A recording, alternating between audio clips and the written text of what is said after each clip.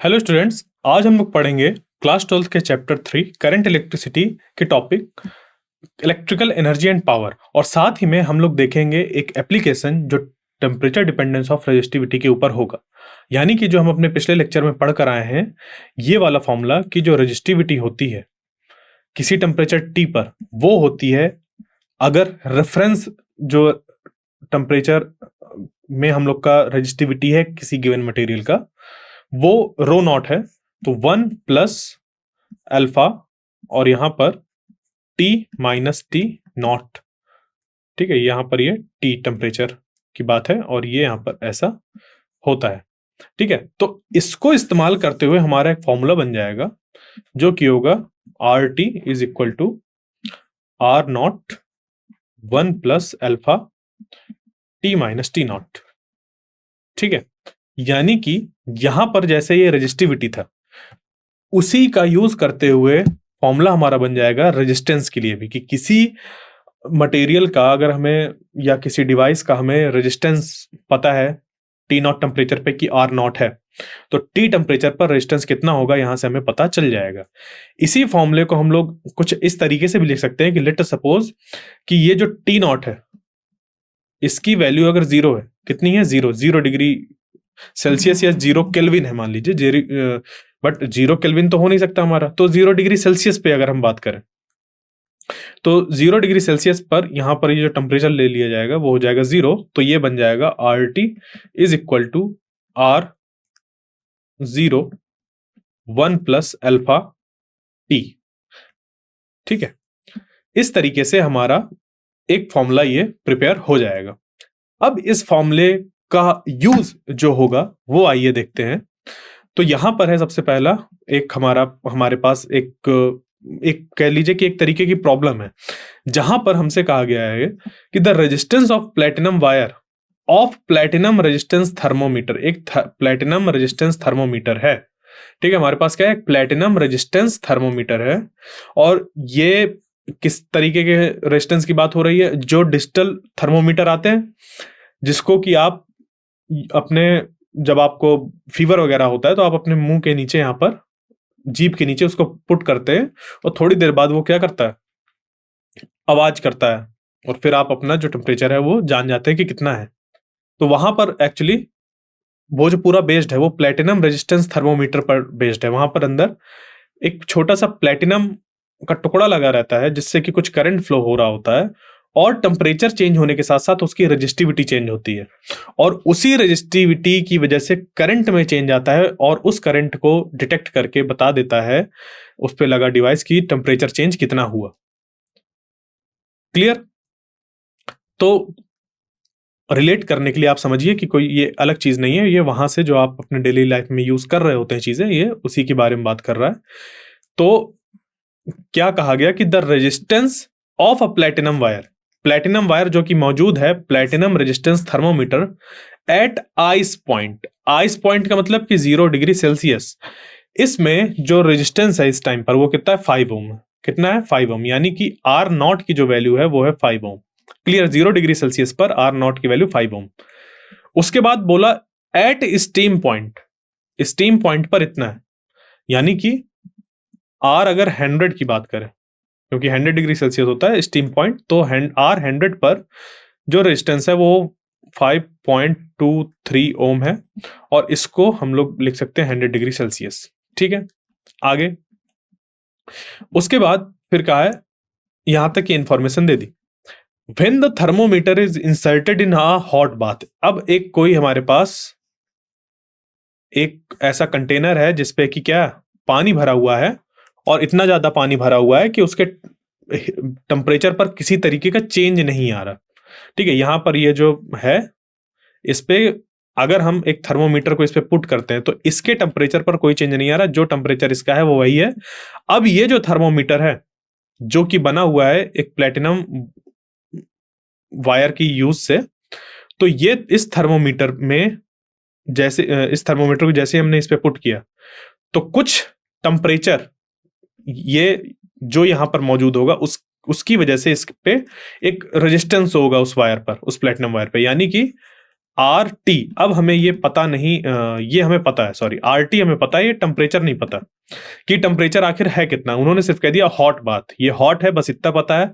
तो let us suppose अगर उसका टेम्परेचर टी है, तो उस टेम्परेचर टी में जब इस जो क्या कहते हैं हमारे पास थर्मोमीटर था उसको पुट किया गया, तो उसकी जो प्लेटिनम वायर है उसका रेजिस्टेंस हमारा हो गया 5.795 ओम।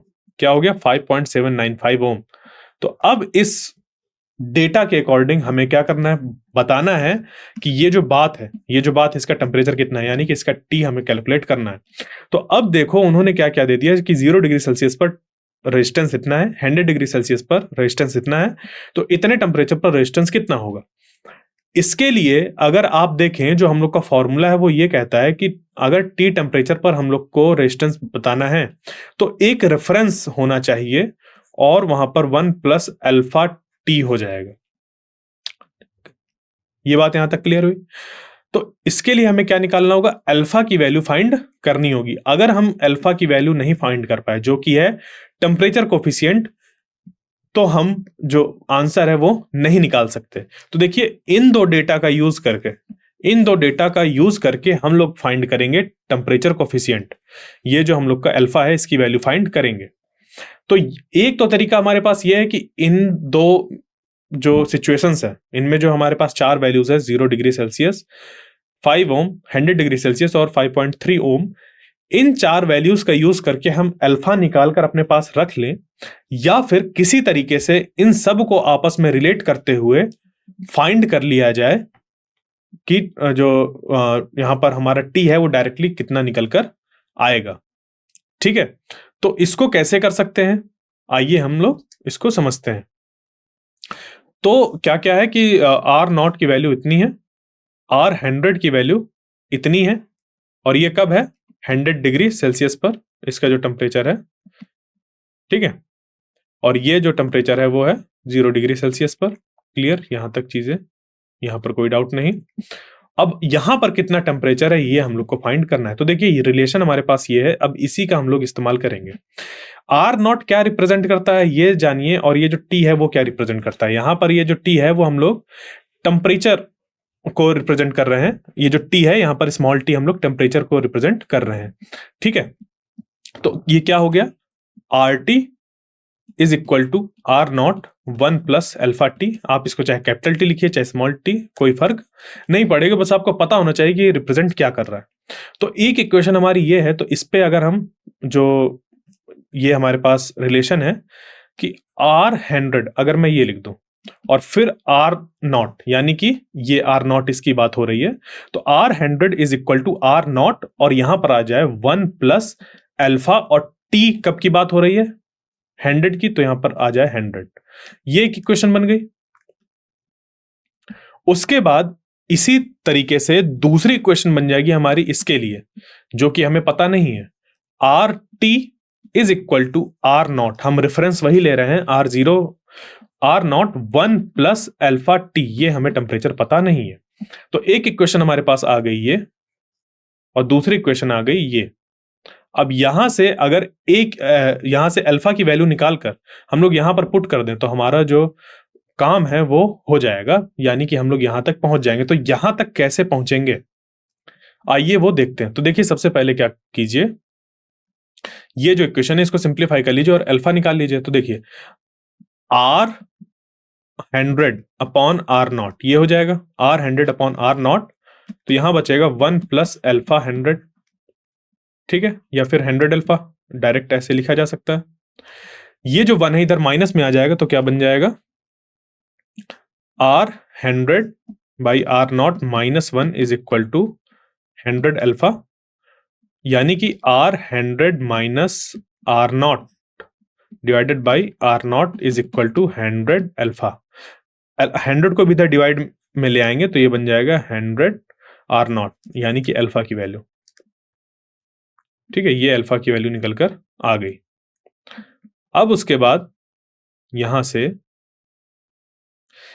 इस अल्फा को उठाकर पुट कर देंगे इसकी जगह पर। तो इसको भी थोड़ा सा क्या कर लेते हैं, सिंप्लीफाई कर लेते हैं इस इक्वेशन को। तो जब इसको सिंप्लीफाई करेंगे तो ये कुछ बन जाएगी ऐसे कि आर टी इस पे दूसरा कलर ले सकते हैं, ये ले लीजिए, ये वाला, ये हो गया R T is equal to are naught, तो और 1 plus alpha T. R naught ले जाइए इधर, तो ये क्या हो जाएगा, are T divided by R naught minus 1 is equal to alpha T. ये जो प्लस 1 बचेगा इधर, वो उधर चला जाएगा माइनस में, तो ये हो गया।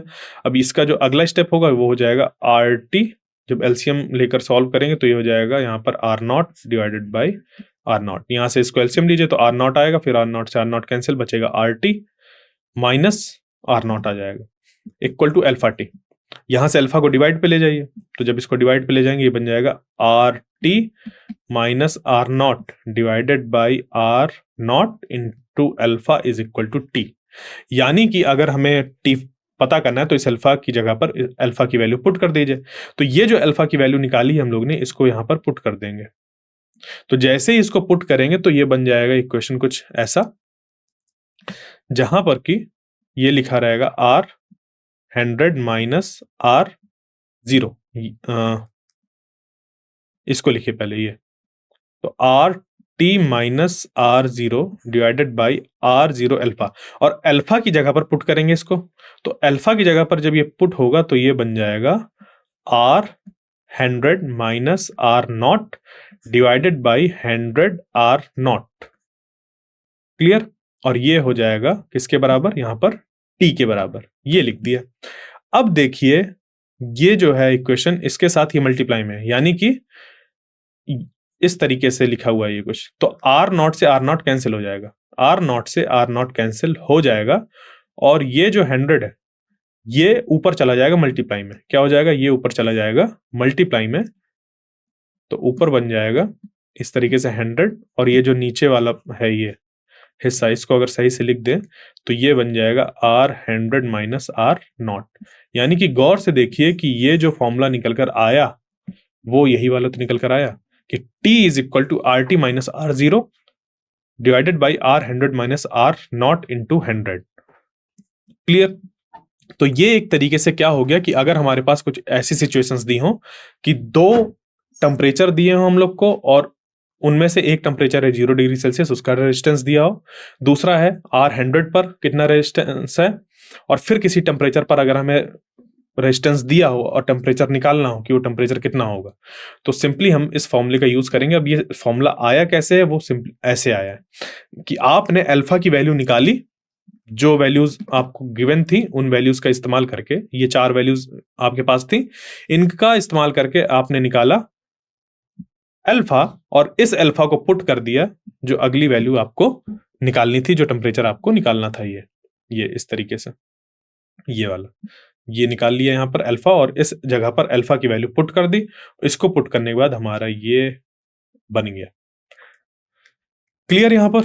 तो ये आ गए हम इस जगह पर, जो कि एक हमारा एज अ फॉर्मूला यूज होगा आगे, कई जगह पर ऐसा यूज होता है। बट ये आया कैसे? सिंपल कॉन्सेप्ट है, एक से हमारे पास अल्फा निकल कर आएगा। देखिए हम क्वेश्चन को उल्टा सॉल्व करना चालू करते हैं, जो रिक्वायरमेंट है पहले वहां पर चलिए। आपको ये निकालना था, आर टी दिया हुआ था, आर नॉट आपने रेफरेंस रेजिस्टेंस ले लिया, और टी ये जो टेम्परेचर था वो आपको बताना था। इस टी को क्योंकि आपको नहीं पता, ठीक है, यही फाइंड करना है, और इसके साथ साथ अल्फा भी नहीं पता, तो ये तो फाइंड करना ही है। यानी कि अल्फा हमें कहीं ना कहीं से पता चलेगा, तो वो कहां से पता चलेगा, जो इंफॉर्मेशन गिवन है आपने उस इंफॉर्मेशन को यूज करना चाहा और वहां से अल्फा निकालकर इस पे पुट कर दिया। इस तरीके से चीजें सॉल्व होती हैं और ये फॉर्मूले वगैरह बनते हैं। तो आर टी की वैल्यू जो गिवन है वो कितनी है, इतनी है, उसको पुट कर दिया 5.795। आर नॉट की वैल्यू जो थी 5 ओम, उसको पुट कर दिया। उसके बाद ये जो आर 100 की वैल्यू थी ये, इसको पुट कर दिया यहां पर, और आर नॉट की वैल्यू 5 पुट कर दी। इसको जब सॉल्व करेंगे तो ऊपर आ जाएगा 0.795 डिवाइडेड बाई 0.23 इंटू 100 है ही। इसको जब सॉल्व करेंगे तो इतना डिग्री सेल्सियस निकल कर आ जाएगा। यानी कि वो जो वाटर बाथ था जिसमें कि इस थर्मोमीटर को डिप किया गया था, ठीक है, उसका टेम्परेचर 345.65 डिग्री सेल्सियस था। क्लियर? इस तरीके से जो हमारा एप्लीकेशन होता है रेजिस्टिविटी वाले फॉर्मूले का, टेम्परेचर डिपेंडेंस ऑफ रेजिस्टिविटी का, इस तरीके से हमारे जो एप्लीकेशन है वो क्वेश्चंस आते हैं उस पे बेस्ड, एप्लीकेशन पे बेस्ड। क्लियर, डायरेक्ट भी निकालने के लिए दे देगा, बट अभी हमें इस तरीके से सीखना है, डायरेक्ट आप धीरे धीरे उसको सीखते रहेंगे। क्लियर, तो अब बढ़ते हैं आगे और देखते हैं इलेक्ट्रिकल एनर्जी एंड पावर, जो कि हम लोग का अगला टॉपिक। तो इलेक्ट्रिकल एनर्जी एंड पावर, देखिए यहां पर आप अपने जो पिछली क्लासेस हैं, छोटी क्लासेस में पावर को याद करिए। पावर क्या होता है? पावर डिफाइंड है एनर्जी पर यूनिट टाइम। ठीक है, पर यूनिट टाइम जो एनर्जी हमारी होती है वो पावर कहलाता है, या फिर वर्क डन। ठीक है, डेल्टा डब्ल्यू अपॉन टाइम, या फिर कितने टाइम पर किया गया, चेंज इन टाइम। ठीक है, चेंज इन टाइम, ये टी, ई बाई टी, इस तरीके से। तो हमारा ये भी जो पावर है वो इस तरीके से भी डिफाइंड है कि कितना काम किया गया कितने समय अंतराल पर, यहां से हमारा पावर निकल कर आ जाता है। यानी कि अगर हमें इलेक्ट्रिकल पावर निकालनी है, इलेक्ट्रिकल पावर डिफाइन करनी है, तो हमें डेल्टा डब्ल्यू की जरूरत पड़ेगी। और अब डेल्टा डब्ल्यू क्या होता है, तो अब पिछले चैप्टर में चलिए और वहां पर याद करिए कि डेल्टा डब्ल्यू होता है वर्क डन, जो कि एक एक्सटर्नल एजेंसी द्वारा किया जाता है। और ये जो वर्क डन निकाला जाता है वो निकाला जाता है चार्ज इनटू पोटेंशियल डिफरेंस। याद आया कुछ? यानी कि हमें पोटेंशियल डिफरेंस चाहिए और वहां से फिर डेल्टा डब्ल्यू निकलेगा, और ये जो होता है वो चेंज इन पोटेंशियल एनर्जी के बराबर होता है, या स्टोर्ड पोटेंशियल एनर्जी के बराबर होता है।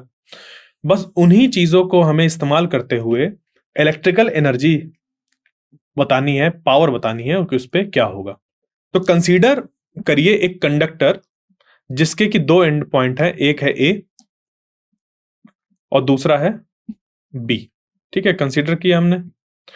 उसके बाद इसमें जो करंट फ्लो हो रहा है, ठीक है, ये जो करंट की वैल्यू इस पे फ्लो हो रही है, मतलब जो करंट है वो कितना है, आई है, इस पे आई करंट फ्लो है। ठीक है, या सिंपली कहें कि आई करंट है इस पे। कहां से कहां जा रहा है? ए से बी की तरफ फ्लो हो रहा है। ठीक है, इलेक्ट्रिकल करंट की डायरेक्शन इस तरफ है। तो यहां पर अगर हम पोटेंशियल की बात करें कि कितना होगा, वो अगर हमने नाम दे दिया वी ए, और इस पॉइंट के पोटेंशियल का नाम दे दिया वी बी।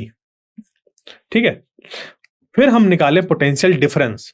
तो पोटेंशियल डिफरेंस अगर निकाला जाएगा तो देखो, करंट क्योंकि इस डायरेक्शन से इस डायरेक्शन पर फ्लो हो रहा है, हमने ये डायरेक्शन ली, तो V A minus V B अगर करते हैं तो उसकी वैल्यू होगी ज्यादा।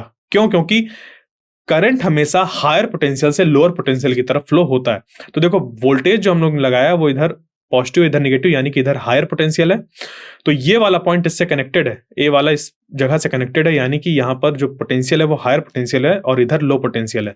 तो V A minus V B जब करेंगे तो ये निकल कर आ गया पोटेंशियल डिफरेंस, जो कि है हमारा जीरो से बड़ा, यानी कि वी ए जो है वो हायर पोटेंशियल है और वी बी जो है लोअर पोटेंशियल है, और इसी डायरेक्शन यहां से इधर higher potential to lower potential electrical current flow हो रहा है। ठीक है, यहां तक बात क्लियर। अब इसमें क्या किया गया कि ये जो पॉइंट था ये वी ए, और ये जो पॉइंट था वी बी, यहां पर अगर हम बात करें कि पोटेंशियल एनर्जी में क्या चेंज आया है, क्या आया पोटेंशियल एनर्जी में क्या चेंज आया है, तो इसके लिए हम क्या कर सकते हैं, इसके लिए हम देख सकते हैं कि जो चेंज इन पोटेंशियल एनर्जी होगा वो बराबर हो जाएगा कि कितना चार्ज फ्लो हुआ है कितने पोटेंशियल डिफरेंस पे। तो पोटेंशियल डिफरेंस निकालने के लिए हम लोग क्या करेंगे, वीबी जो जहां पर चार्ज जा रहा है, जहां से चला जहां तक जा रहा है, तो चार्ज यहां से चला और यहां तक जाएगा, क्योंकि करंट की डायरेक्शन इधर ही है, करंट की डायरेक्शन इस तरफ ही है, तो चार्ज जो होगा वो इधर से इधर तक जाएगा। इसके लिए हमने V B minus V A किया। याद करिए जब हम लोग एनर्जी निकाल रहे थे, पोटेंशियल एनर्जी निकाल रहे थे चार्ज कॉन्फ़िगरेशन में, तो इनफाइनाइट से लाते थे किसी पॉइंट वी ए पर, ठीक है, या किसी पॉइंट पी पर, तो वहां पर जितना पोटेंशियल होता था वो माइनस करते थे इनफाइनाइट का पोटेंशियल। याद आया? और इनफाइनाइट का पोटेंशियल होता था जीरो, तो v minus zero into charge कर देते तो डब्ल्यू के बराबर निकलकर आ जाता था, या डेल्टा डब्ल्यू के बराबर निकलकर आ जाता था। तो सिमिलरली हम लोग ने यहां पर भी किया कि चार्ज जो मूव कर रहे हैं, लेट अस सपोज जो चार्ज की वैल्यू है वो है डेल्टा क्यू, और कहां से कहां तक मूव हो रही है, यहां से यहां तक, यानी कि फाइनली जहां पहुंच रहे हैं वो है वीबी, और जो इनिशियली है वो है वीए। तो अभी हम लोग देख कर आए हैं कि जो पोटेंशियल है वीए का वो हायर पोटेंशियल है एज कंपेयर टू वीबी। ठीक है, ये चीज निकल कर आ रही है। यानी कि अगर वीबी माइनस वीए किया गया तो ये जो वैल्यू निकल कर आएगी वो निकल कर आएगी निगेटिव। क्या निकल कर आएगी? निगेटिव। मान लीजिए कि यहां पर ये 6 है और ये 5 है, या 4 मान लीजिए, 6 माइनस 4 किया तो निकल कर आया 2, जो कि है 0 से बड़ा। अब अगर वीबी माइनस वीए कर दिया जाए, यानी कि 4 माइनस 6 कर दिया जाए, तो निकल कर आएगा -2, जो कि है 0 से छोटा। तो यही चीज यहां पर भी लिखी जा रही है कि delta Q into VB minus VA equal to minus delta Q V. अब डेल्टा क्यू यानी कि जो चार्ज यहां से यहां तक गया उस चार्ज की बात हो रही है, और वी हो गया पोटेंशियल डिफरेंस। ये वी क्या हो गया? Potential difference. कैसे निकाला गया इसको सिंपली देखिए, माइनस कॉमन ले लिया, आप ऐसे भी देख सकते हैं कि डेल्टा क्यू माइनस कॉमन लिया तो बन गया वी ए माइनस वीबी, और ये वी ए माइनस वीबी ही तो हमारा पोटेंशियल डिफरेंस डिफाइंड था, हाँ या ना? था कि नहीं था? ये वी ए माइनस वीबी यही तो था potential difference, higher potential minus lower potential. तो ये बन गया हमारा यहां पर वी डेल्टा क्यू, यहां पे आ जाएगा शुरुआत में माइनस और इंटू वी, जो कि होगा 0 से छोटा, क्योंकि देखिए माइनस साइन आ रहा है, और v की जो वैल्यू है वो है पॉजिटिव। वीए माइनस वीबी की वैल्यू है पॉजिटिव। देखिए वीए माइनस वीबी की वैल्यू है पॉजिटिव, बट जब वीबी माइनस वीए यहां से लेकर चले हैं तो माइनस कॉमन लिया है, तो ये पॉजिटिव, ये भी पॉजिटिव और माइनस, यानी कि पूरी जो वैल्यू है वो है लेस देन 0, यानी कि चेंज इन पोटेंशियल एनर्जी जो है वो है माइनस, यानी कि पोटेंशियल एनर्जी जो हुई वो घट गई, डिक्रीज हुई। समझिए इस बात को, यहां से यहां अगर चार्ज फ्लो हो रहा है तो हुआ क्या, यहां से उसके पास ज्यादा एनर्जी थी और वो लोअर एनर्जी की तरफ चला गया, यानी कि यहां की एनर्जी माइनस यहां की एनर्जी अगर करेंगे तो हमेशा हमें निगेटिव वैल्यूज मिले, क्योंकि इस जगह पर जो एनर्जी थी पोटेंशियल वो थी कम। ठीक है, और यहां पर अगर हम लोग ये लेकर चल रहे थे कि जो आई है, आई क्या है? करंट की वैल्यू, और जो यहां पर चार्ज फ्लो हो रहा है हम यहां से निकाल सकते हैं कि आई जो होता है वो होता है delta Q by delta T. तो अगर हमारा चार्ज डेल्टा क्यू हो रहा है फ्लो, तो वो लिखा जा सकता है आई डेल्टा टी के फॉर्म पे। इसीलिए हम लोग ने ये जो डेल्टा क्यू था इसको चेंज करके लिख दिया आई डेल्टा टी, यानी कि ये जो इक्वेशन है चेंज इन पोटेंशियल एनर्जी वो बन गई माइनस आई वी डेल्टा टी, जो कि है लेस देन 0। ठीक है, ये हमारे पास जो वैल्यू है वो निकल कर आ गई। अब यहां पर देखिए, यहां पर समझिए, यहां पर क्या हुआ? पोटेंशियल एनर्जी डिक्रीज हुई। तो इसको याद करिए ग्रेविटेशनल फील्ड में, जो आपने 11th क्लास में पढ़ा है या 9th क्लास में भी पढ़ा है, कि अगर किसी बॉल को ऊंचाई से फेंका जाए या ऊंचाई से छोड़ दिया जाए, मान लीजिए यहां पर इसकी हाइट जो है वो है h, तो पोटेंशियल एनर्जी जो इस जगह पर होती है वो होती है mgh, और किसी पॉइंट पर जब बीच में देखा जाता है तो यहां पर इसकी जो पोटेंशियल एनर्जी होती है वो घट चुकी होती है। क्या होती है? घट चुकी होती है, और इस पे साथ ही में कुछ काइनेटिक एनर्जी भी आ जाती है, यानी कि इस पॉइंट पर पोटेंशियल एनर्जी भी होती है प्लस काइनेटिक एनर्जी भी होती है। तो अगर बात की जाए सिर्फ यहां से यहां तक की पोटेंशियल एनर्जी का डिफरेंस, तो जितनी पोटेंशियल एनर्जी का डिफरेंस यहां से यहां तक था वो पूरा कन्वर्ट हो गया किस पे? काइनेटिक एनर्जी में। अगर किसी तरीके से लॉस नहीं हुआ, अगर किसी तरीके से एनर्जी लॉस नहीं हुआ, तो जितनी ये पोटेंशियल एनर्जी है वो पूरी की पूरी काइनेटिक एनर्जी में कन्वर्ट हो जाएगी। ठीक है, पूरी की पूरी काइनेटिक एनर्जी में कन्वर्ट हो जाएगी अगर सिर्फ यहां से यहां तक की पोटेंशियल एनर्जी की बात की जाए। यानी कि अगर यहां पर ऐसे ले लिया जाए कि फाइनली वो ग्राउंड पर आ गई है, तो जितनी पोटेंशियल एनर्जी थी वो पूरी की पूरी काइनेटिक एनर्जी में कन्वर्ट हो गई है।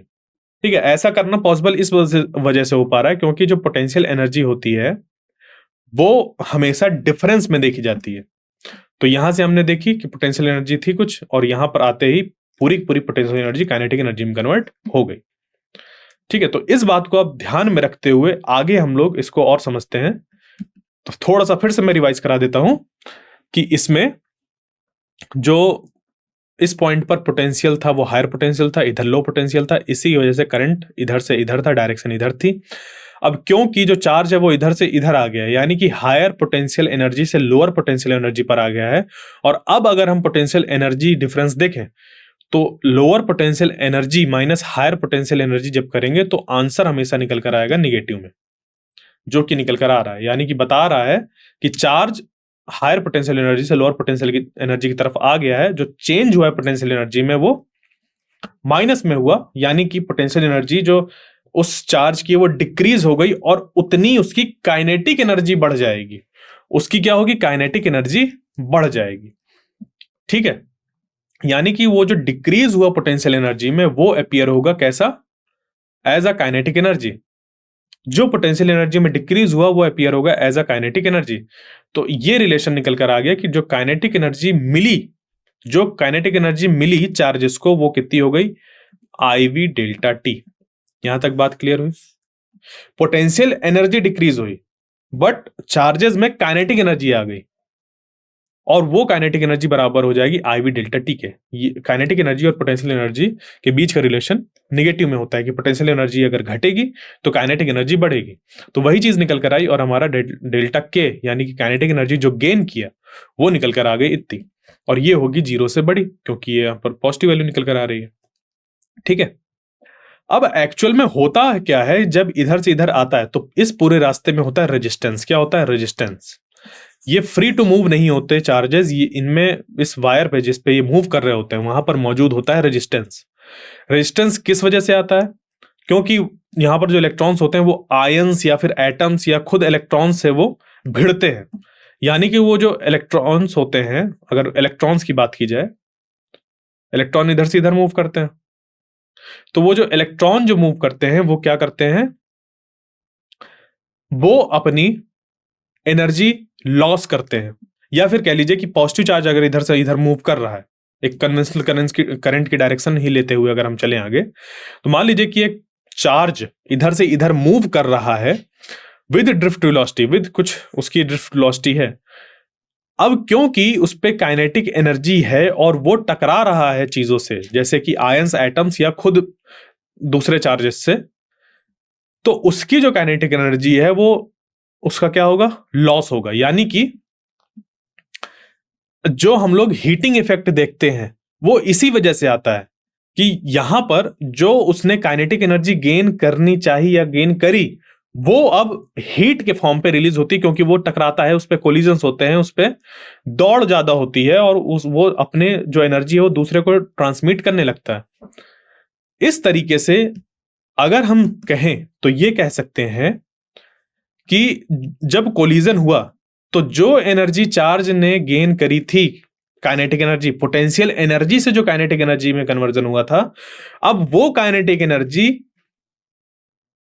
उस कंडक्टर को हीट अप कर रही है। यानी कि मान लीजिए कि ये जो कंडक्टर है, इस कंडक्टर में रेजिस्टेंस R है, तो उस रेजिस्टेंस की वजह से इस कंडक्टर में हीटिंग हो रही है, और वो जो हीटिंग होगी वो कितनी होगी? अगर उस पे किसी और तरीके से चीजें नहीं वर्क हो रहा है तो वो पूरा का पूरा as a heat energy dissipate हो जाएगी। तो अगर डेल्टा टी तक हम लोग ऑब्जर्व करें तो वो जो डेल्टा डब्ल्यू होगा वो IV डेल्टा टी होगा। यानी कि जो काइनेटिक एनर्जी है वो पूरी की पूरी हीट एनर्जी के फॉर्म पे डिसिपेट हो जाएगी। तो ये हमारे पास देखिए डेल्टा डब्ल्यू निकल कर आ गया कि यहां से यहां तक चार्ज जो मूव करेगा उसको कितना पावर लगाना, कितना एनर्जी उसको लगाना होगा, पावर नहीं, कितना एनर्जी लगाना होगा। कैसे निकल कर आया? हम लोग ने निकाला पोटेंशियल एनर्जी। पोटेंशियल एनर्जी को देखा कि जितना पोटेंशियल एनर्जी डिक्रीज होगी उतना ही काइनेटिक एनर्जी में बढ़ोतरी होगी, और जितनी काइनेटिक एनर्जी में बढ़ोतरी होगी वो उतना ज्यादा दूसरे जो आयंस है, पार्टिकल्स हैं, या कह लीजिए दूसरे जो चार्जेस हैं, उनसे सबसे टकराएगा और अपनी जो एनर्जी थी, काइनेटिक एनर्जी, वो लूज कर देगा। वो क्या करेगा? लूज कर देगा, जो कि हीट के फॉर्म पे रिलीज होगी। जो कि क्या होगी? हीट के फॉर्म पे रिलीज होगी। आप इसको बहुत अच्छी तरीके से ऐसे समझ सकते हैं, लेट अस सपोज आप क्या है, पहाड़ी इलाके पर हैं, ठीक है, हिल वाले रीजन पर हैं, और आप यहां पर खड़े हैं। अब आपने क्या किया? यहां से भागना चालू किया। यहां से आप भागे तो आप देखिए, जो यहां पर आपके ऊपर वर्क कर रहा है वो कौन कर रहा है? ग्रेविटेशनल पोटेंशियल एनर्जी कर रही है। वो ग्रेविटेशनल पोटेंशियल एनर्जी की वजह से क्या होगा? आपकी बॉडी में आएगी काइनेटिक एनर्जी। अब क्योंकि काइनेटिक एनर्जी आएगी और आप भाग रहे हैं, खूब तेज भाग रहे हैं, मान लीजिए यहां पर और कुछ लोग खड़े हुए हैं, या पत्थर हैं, कुछ और चीजें हैं, तो होगा क्या? अगर आप उनसे टकरा गए तो आपके अंदर जो काइनेटिक एनर्जी आई थी, अब वो काइनेटिक एनर्जी क्यों आई थी? क्योंकि आपकी बॉडी में पोटेंशियल एनर्जी तो आप अपने अंदर से ना एनर्जी लगाकर, ये जो पोटेंशियल एनर्जी डिक्रीज हो रही थी वो आपके काइनेटिक एनर्जी के फॉर्म में स्टोर हो रही थी, और जैसे ही आप किसी से भिड़े वगैरह, उससे आपकी एनर्जी लॉस हुई। ठीक है, तो सेम चीज यहां पर भी होता है कि जब यहां से हायर पोटेंशियल से लोअर पोटेंशियल की तरफ चार्जेस मूव करते हैं, तो वो गेन करते हैं काइनेटिक एनर्जी, और वो काइनेटिक एनर्जी यहां पर मौजूद रेजिस्टेंस की वजह से हीट के फॉर्म पे डिसिपेट होती है। यानी कि जो डेल्टा डब्ल्यू है वो हम लोग फाइंड कर लेंगे, इतना होगा। ठीक है, इतना एनर्जी डिसिपेट होगी। अब बस हम लोग जो पावर का फॉर्मूला था वो क्या था? Delta W by delta T. बस इसी का इस्तेमाल करेंगे। तो जैसे ही इसको इस्तेमाल करेंगे तो P is equal to delta W by delta T जैसे ही करेंगे, और डेल्टा डब्ल्यू था आई वी डेल्टा टी। इसको जब डेल्टा टी से डिवाइड कर दिया तो ये बचा सिर्फ आई वी। ठीक है, तो delta W by delta T is equal to I V delta T divide by delta T. ये हो गया ये, यानी कि आई वी। तो पावर का फॉर्मूला निकल कर आ गया वी आई। यानी कि मान लीजिए आपके पास एक कंडक्टर है जिसपे की रेजिस्टेंस आर है, और उस रेजिस्टेंस पर, या उस जो जो वैल्यू है रेजिस्टेंस की, उस रेजिस्टेंस पर अगर हमें पावर डिसिपेशन देखना है, या पावर देखनी है कि कितनी अप्लाई होगी, तो इसके क्रॉस आपने वोल्टेज कितना लगाया है। अगर V लगाया है और इस पे करंट I फ्लो हो रहा है, तो पावर इतनी हमारी डिसिपेट होगी। ठीक है, तो इतनी पावर हमारी डिसिपेट होती, जो कि होती है energy dissipated per unit time. ठीक है, ये होता है energy dissipated per unit time. Clear? ये बात निकल कर आई। तो ये आप याद रखिए, ये होता है इलेक्ट्रिकल एनर्जी से जो हमारी पावर निकल कर आती है उसका फॉर्मूला। ठीक है, ये होता है इलेक्ट्रिकल पावर का फॉर्मूला वी आई। और इसी में अगर आप इलेक्ट्रिकल एनर्जी की बात कर लेंगे तो डेल्टा टी का कितनी देर तक की बात हो रही है, तो आप उस पर डेल्टा टी यानी कि टाइम का मल्टीप्लाई कर देंगे और आपका डेल्टा डब्ल्यू निकल कर आ जाएगा। या सिंपली आप ऐसे कर सकते हैं कि W is equal to V I T, यानी कि मान लीजिए अगर 0 से टाइम चालू हो रहा है तो डायरेक्ट आप ऐसे भी जो वर्क है या एनर्जी डिसिपेटेड है वो निकाल सकते हैं। क्लियर यहां तक? अब क्योंकि यहां पर हमें समझ पे आ रहा है कि जो रेजिस्टेंस है वो क्या करता है? पावर डिसिपेट करता है। पावर क्या करता है? डिसिपेट। डिसिपेट यानी कि ऊर्जा का क्षय होना। ऊर्जा क्या होती है वहां पर? एक तरीके से कह लीजिए हीट के फॉर्म पे, एक अनवांटेड फॉर्म ऑफ एनर्जी पे लॉस होती है। तो अब क्या होता है कि क्या आपके घर के बगल में बिजली बनती है? नहीं, बिजली बनती है कई सौ किलोमीटर दूर, और वहां से आपके घर तक आती है। तो जब ऐसा होता है तो अब क्योंकि जो वायर्स हैं उन वायर्स में भी मौजूद होगा रेजिस्टेंस, और उसकी वजह से भी एनर्जी लॉस हो सकता है। यानी कि आपके घर में जो रेजिस्टेंस है, या मान लीजिए जो कंडक्टर है, लोड है आपके घर में, एप्लियांसेस है जो आपके घर में, मान लीजिए फ्रिज है, टीवी है, एसी है, या दूसरे एप्लियांसेस हैं, इन सब का जो रेजिस्टेंस है वो आपके पास है। ठीक है, ओके। बट आपके घर तक वायर से इलेक्ट्रिकल एनर्जी पहुंची होगी, या कह लीजिए कि इलेक्ट्रिक करंट पहुंचा होगा। तो उन वायर्स पे भी तो कुछ रेजिस्टेंस होगा, क्योंकि वो खुद एक मटेरियल से बने हुए हैं। तो उसमें पावर लॉस अगर ज्यादा हुआ, तो मान लीजिए आपके घर तक बिजली आते आते जो यहां से भेजी गई थी इतनी, वो सिर्फ बची इतनी, इतनी थोड़ी सी। ठीक है, जो भेजी गई थी यहां से इतनी, वो आपके घर तक पहुंची सिर्फ इतनी, यानी कि रास्ते में बहुत ज्यादा लॉस हो गया। अगर इस तरीके से, तो हम किस क्या करें कि ये जो लॉस है वो डिक्रीज हो जाए। तो इसके लिए सबसे पहले हम क्या देखते हैं कि जो हमारा पावर वाला फॉर्मूला है P is equal to V I, इसको थोड़ा सा पहले मॉडिफाई कर लेते हैं यूजिंग ओम्स लॉ, जहां पर हम जानते हैं कि V is equal to I R होता है। तो ओम्स लॉ पर ओमिक लॉस जब होता है उस केस में हम लोग क्या कर सकते हैं, P is equal to V I में V की जगह पर आई आर पुट कर दीजिए। तो V की जगह पर जब आई आर पुट करेंगे तो ये हो जाएगा आई आर इंटू आई, जो कि बन जाएगा आई स्क्वायर आर, यानी कि P is equal to I square R. इसी को हम लोग V स्क्वायर बाई आर भी बना सकते हैं। कैसे? I की जगह पर V बाई आर पुट कर दीजिए, क्योंकि इस एक्सप्रेशन से, इस ओम्स लॉ से ये निकल कर आ जाएगा I is equal to V by R. हाँ या ना? निकल कर आ जाएगा। तो ये जो निकल कर आया I is equal to V by R, इस इस I की जगह पर जब हम पुट करेंगे, ठीक है, जब इस I की जगह पर पुट करेंगे या इस I की जगह पर पुट कर दीजिए, कोई फर्क नहीं पड़ता क्योंकि सब इक्विवेलेंट है ये। तो P equal to I square R, और इस I की जगह पर पुट करेंगे तो ये हो जाएगा V बाई आर का होल स्क्वायर इंटू आर। तो V square by R square into R, R से एक आर कैंसिल हो जाएगा, ठीक है, तो बचेगा V square by R. Clear यहां तक? ये कैसे कैंसिल हो गया? क्योंकि आर इंटू आर था, तो एक आर से एक आर कैंसिल हो गया, बचा V स्क्वायर बाई आर। तो पावर का ये भी हमारा फॉर्मूला होता है। तो आप ओम्स लॉ और P is equal to V I का यूज करके अलग अलग तरीके के फॉर्मूले बना सकते हैं पावर के। यही रीजन है कि इनकैंडेसेंट बल्ब, जो आपने कभी ध्यान दिया हो, देखा हो, जैसे कि येलो कलर के बल्ब अब तो बहुत कम दिखाई देते हैं, बट फिर भी वो जो येलो कलर के बल्ब होते हैं जिनमें कि अंदर टंगस्टन की वायर लगी रहती है, और फिर वो हीट अप होते हैं, बहुत ज्यादा हीट होते हैं, और उस हीट की वजह से हमें लाइट दिखाई देती है। तो वो जो है वो इसी क्या कहते हैं, इसी प्रोसेस पे ही डिपेंड करते हैं कि जो इलेक्ट्रिकल एनर्जी है वो हीट अप करता है उसको, जिसकी वजह से वहां पर पावर जनरेट होती है, पावर लॉस होती है, और वो पावर लॉस होती है हीट और लाइट के फॉर्म पे। ठीक है, तो यहां पर अभी तक हमारे पास एक चीज थी जिसको कि अभी हम नहीं फाइंड कर पाए हैं, और वो ये है कि अगर यहां से ट्रांसमिशन के वक्त लॉस हो रहा है एनर्जी का, तो उसको रिड्यूस कैसे किया जाए। तो थोड़ा सा इसको समझते हैं हम लोग कि जो हमारा पावर लॉस है उसको रिड्यूस कैसे किया जाए। ठीक है, पावर ट्रांसमिशन में पावर रिड्यूस कैसे किया जाए। तो उसके लिए हमें समझना होगा कि अगर मान लीजिए कि जो वो पावर लॉस हो रही है, तो वो पावर आती कहां से, यानी कि सोर्स ऑफ पावर क्या है। तो सोर्स ऑफ पावर, अगर एक छोटे इलेक्ट्रिकल सर्किट की बात करें तो वो सोर्स ऑफ पावर होता है हमारा, जैसे कि एक बैटरी। ठीक है, वो क्या होती है, एक बैटरी, या फिर अगर हम हमारे घरों पर जो बिजली आती है उसके लिए पावर हाउस बने होते हैं। तो अब देखिएगा, समझिएगा बात को, कि अगर यहां पर एक सर्किट बनाया, जैसे ये एक बैटरी है और इस बैटरी में इलेक्ट्रोलाइट है, पॉजिटिव इलेक्ट्रोड, नेगेटिव इलेक्ट्रोड, और ये एक सर्किट है।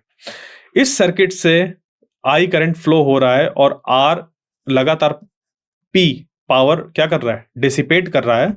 तो यहां पर एक करंट को बनाए रखने के लिए हमें एक बैटरी लगाना होगा जो कि लगातार पावर को सप्लाई करती रहे।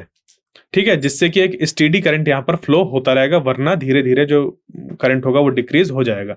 तो एक एक्सटर्नल सोर्स की जरूरत होती है जो कि एनर्जी प्रोवाइड करता रहे, पावर प्रोवाइड करता रहे। एक सिंपल सर्किट में जो सेल होता है वो हमें प्रोवाइड करता है इलेक्ट्रिसिटी, जो कि केमिकल एनर्जी को कन्वर्ट करता है इलेक्ट्रिकल एनर्जी में। दूसरा, जो हमारे पास बड़े पावर हाउस होते हैं जिससे कि हमारे घरों पे बिजली आती है, कारखानों पे बिजली आती है, वो उस करंट को बनाए रखते हैं, उस करंट को बरकरार रखते हैं, जिससे कि हमारे घरों में तरह तरह के एप्लियंस वर्क करते हैं। तो वो एक्चुअली क्या रहे हैं, पावर ही कंज्यूम कर रहे हैं। तो सोर्स चाहिए, तभी हमारा यहाँ पर जो पावर कंजम्पशन है वो हो पाएगा। तो अब ये पूरा प्रोसेस कैसे होता है, आइए देखते हैं। जैसे कि कोई जनरेटिंग स्टेशन है, यानी कि पावर जनरेट जहां पर हो रही है, तो इस जगह पर पावर जनरेट होती है। मान लीजिए अगर थर्मल पावर प्लांट है तो वहां से थर्मल एनर्जी का यूज करके इलेक्ट्रिसिटी बनाई जा रही है। अगर हाइड्रो पावर प्लांट है तो वहां पर पोटेंशियल एनर्जी जो वाटर में स्टोर है डैम्स के अंदर, उसकी एनर्जी को कन्वर्ट किया जा रहा है इलेक्ट्रिकल एनर्जी में, तो मान लीजिए कि इलेक्ट्रिकल एनर्जी किसी तरीके से हमें पावर हाउस में मिल रही है।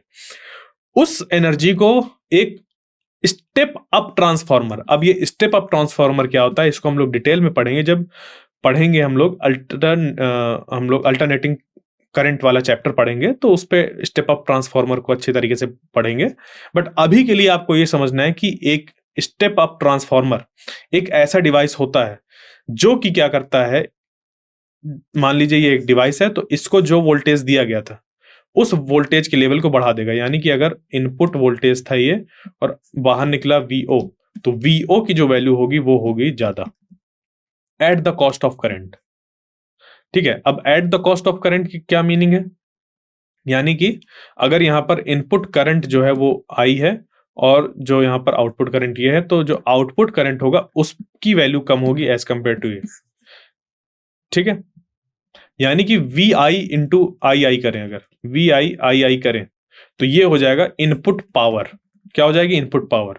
और आईओ और वीओ का अगर मल्टीप्लाई करें तो ये हो जाएगी आउटपुट पावर। और आइडियल ट्रांसफार्मर में, आइडियल ट्रांसफार्मर यानी कि ऐसा ट्रांसफार्मर जो कि किसी भी तरीके के एनर्जी लॉस ना होने दे अपने आप से, उसमें जो इनपुट पावर होती है वो जस्ट बराबर होती है आउटपुट पावर के। यानी कि अगर कोई आपके पास एक ऐसा पाइप है जिसपे कि आपने इधर से पानी डाला तो उतना ही पानी बाहर आएगा, अगर यहां पर किसी तरीके का लॉस ना हो, यानी कि अगर पाइप फटा ना हो तो जितना आपने इधर से पानी डाला है उतना ही पानी निकलेगा। तो यहां पर भी वैसा ही है कि पावर आपने जितनी इनपुट करी ट्रांसफार्मर में, ये आउटपुट उतना ही देगा। बट अगर स्टेप अप ट्रांसफार्मर है तो वोल्टेज की वैल्यू को बढ़ा देगा, वोल्टेज की वैल्यू को बढ़ा देगा और पावर को सेम रखने के लिए जो करंट की वैल्यू है उसको डिक्रीज कर देगा, ताकि उनका जो प्रोडक्ट है वो बराबर रहे। यहां पर वोल्टेज कम है, आई ज्यादा है, यहां पर वी ज्यादा है और आई कम है, ताकि प्रोडक्ट जो है उनका बराबर रहे, यानी कि P I is equal to P O रहे। तो इस तरीके से यहां पर एक स्टेप अप ट्रांसफार्मर लगाया जाता है जो बहुत ज्यादा वोल्टेज को बढ़ा देता है।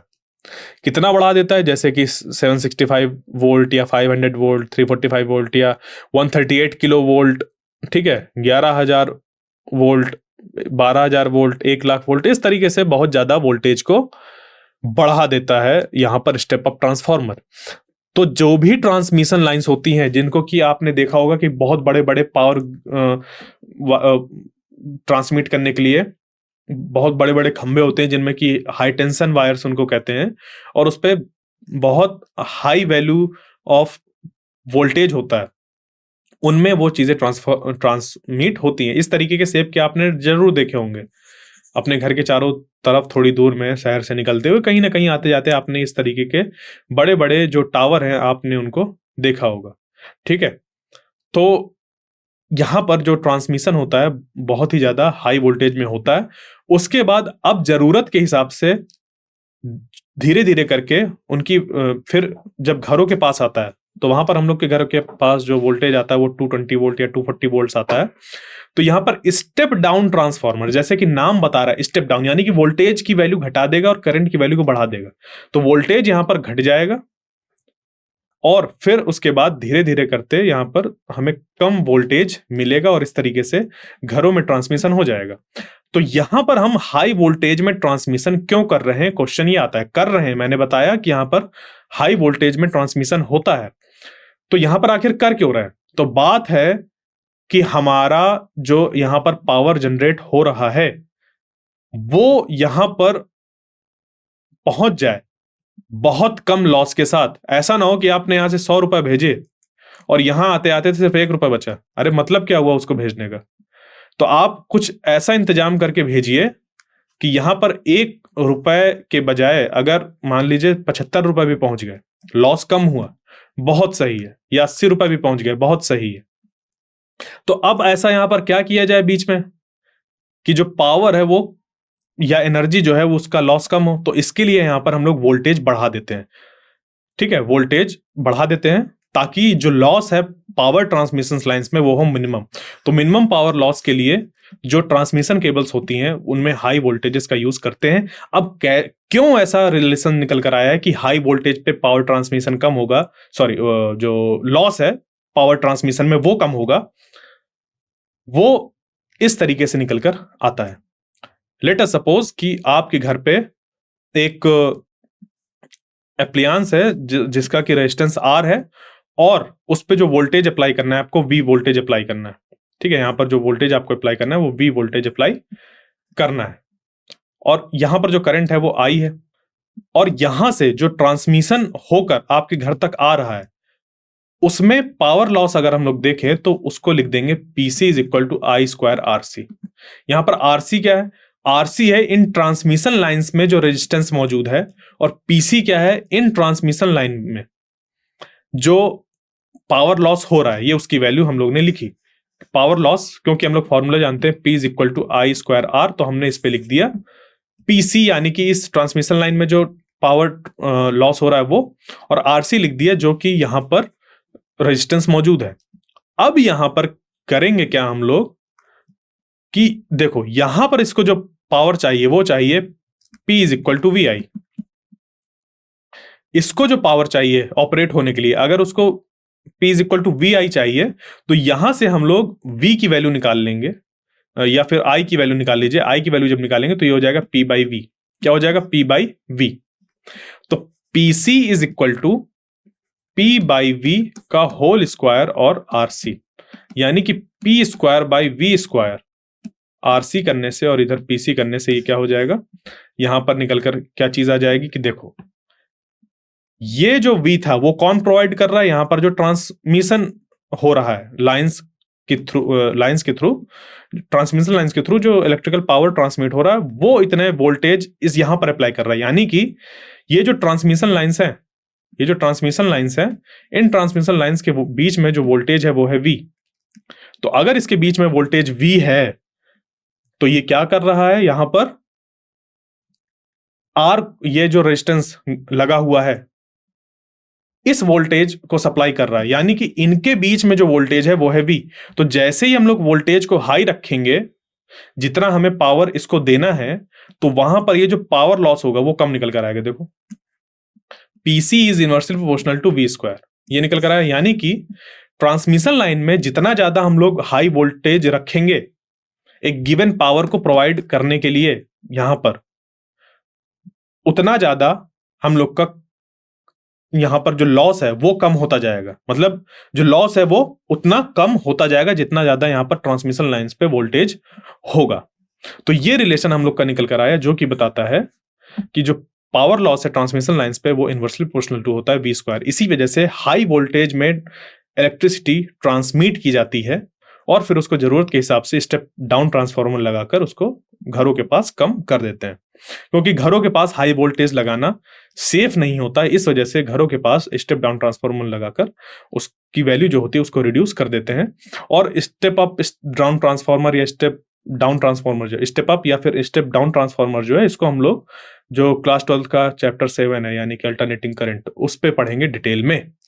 ठीक है, और वहां पर हम लोग एक बार और पावर ट्रांसमिशन को अच्छी तरीके से एक बार और देखेंगे, थोड़ा सा इस पे एक नया एस्पेक्ट को जोड़कर, जहां पर कि हम लोग इन ट्रांसफार्मर के बारे में भी और पढ़ेंगे और जानेंगे। अभी क्योंकि मैंने ट्रांसफार्मर को छोड़ दिया क्योंकि उसको समझने के लिए हमें मैग्नेटिज्म को समझना होगा, इलेक्ट्रोमैग्नेटिक इंडक्शन को समझना होगा, जिसको कि आपने अभी तक सुना भी नहीं है जो शब्द, तो वो सब हम लोग सुनेंगे चैप्टर 4, चैप्टर 5, चैप्टर 6 में, तब जाके चैप्टर 7 में पहुंचेंगे। ठीक है, तो इन सभी चीजों के साथ मैं जो आज का लेक्चर है उसको यहीं पर रोकता हूं और जो अगला लेक्चर होगा उस पे हम लोग जो आगे के टॉपिक्स हैं उनको हम लोग पढ़ेंगे।